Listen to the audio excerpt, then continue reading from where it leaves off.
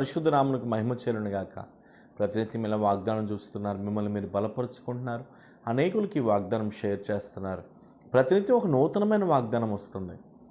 ఈ విషయాన్ని మీరు గుర్తించండి. సో ప్రతినిత్యం మీరు వాగ్దానాన్ని వీక్షించండి, అనేకులకు వాగ్దానాన్ని షేర్ చేయండి.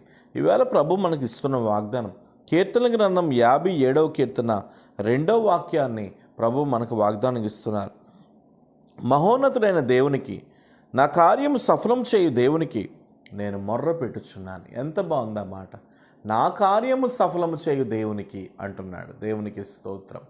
నీ కార్యములను దేవుడు సఫలం చేయబోతున్నాడు. Praise the Lord. నీ కుటుంబంలో ఏ కార్యాలు కావాలి, నీ కుటుంబంలో ఏ అద్భుతాలు కావాలి?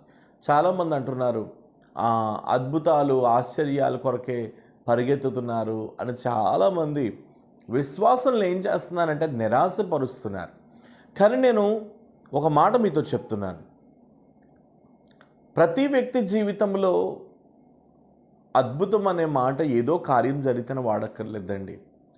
పీలుస్తున్న గాలి ఒక అద్భుతం, త్రాగుతున్న నీరు ఒక అద్భుతం, నివసిస్తున్న ఇల్లు ఒక అద్భుతం, పుట్టినటువంటి బిడలు ఒక అద్భుతం.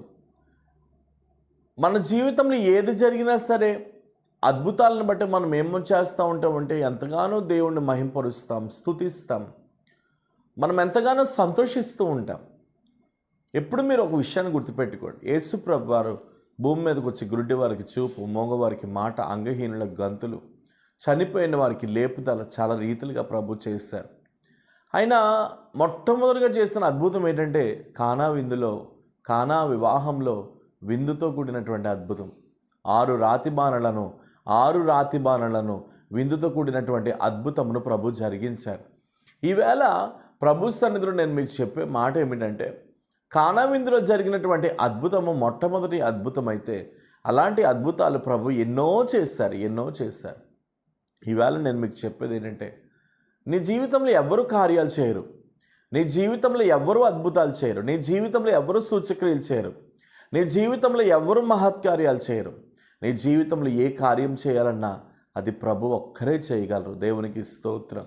ప్రభు ఒక్కరే నీ జీవితంలో ఏ కార్యమునన్నా జరిగించగలరు.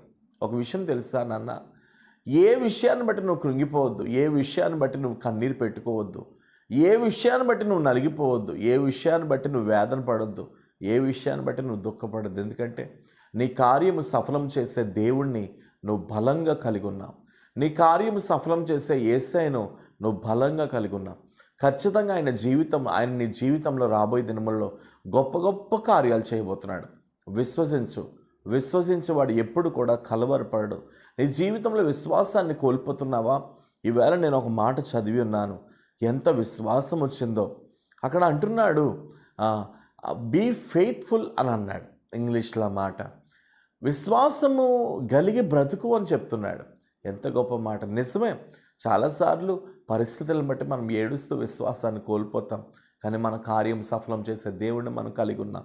చాలాసార్లు దుఃఖపడుతూ ఉంటాం, కానీ మన కార్యం సఫలం చేసే దేవుడిని మనం కలిగి ఉన్నాం. చాలాసార్లు వేదన పడుతూ ఉంటాం, కానీ మన కార్యం సఫలం చేసే దేవుడిని మనం కలిగి ఉన్నాం.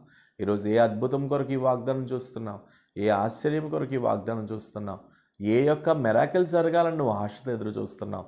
ఇదిగో ఈ రోజున నీ యొక్క వట్టికుండను నిండుకుండగా మార్చబోతున్నాడు. నీ యొక్క దప్పికను దేవుడు ఆ దాహంగా తీర్చబోతున్నాడు. ధైర్యం తెచ్చుకో, ముందుకు కొనసాగిపో. నా కార్యము సఫలం చేసే దేవానికి స్తోత్రం. ఎంతమంది ఈ వాగ్దానం చూస్తూ మా కార్యాలు జరిగించు, మా అద్భుతాలు జరిగించు, మా జీవితంలో మేలులు చేయి ప్రభువా అని వేడుకుంటున్నారు. యేసు నామంలో వారి జీవితాలు నీ అద్భుతాలు జరుగునుగాక. ఎక్కడికి వెళ్ళినా జయమును ప్రభువా మీ కొరకు నిలబెట్టండి. బిడ్డల చుట్టూ యేసు రక్తాన్ని ప్రోక్షిస్తున్నాను. వారి కార్యాలు సఫలం చేయండి. రక్షణ లేదా రక్షణ దయచేయండి. గర్భఫలమా అనుగ్రహించండి. జాబా అనుగ్రహించండి. భూఫలమా అనుగ్రహించండి. ఆత్మీయ స్థిత అనుగ్రహించండి. యేసునామంలో ఏది జరగాలో వాటన్నిటిని మీరు చేయండి. యేసునామం అడుగుచున్నాను తండ్రి, ఆమేన్. God bless you. దేవుడు నమ్మదగిన వాడు. Praise the lord.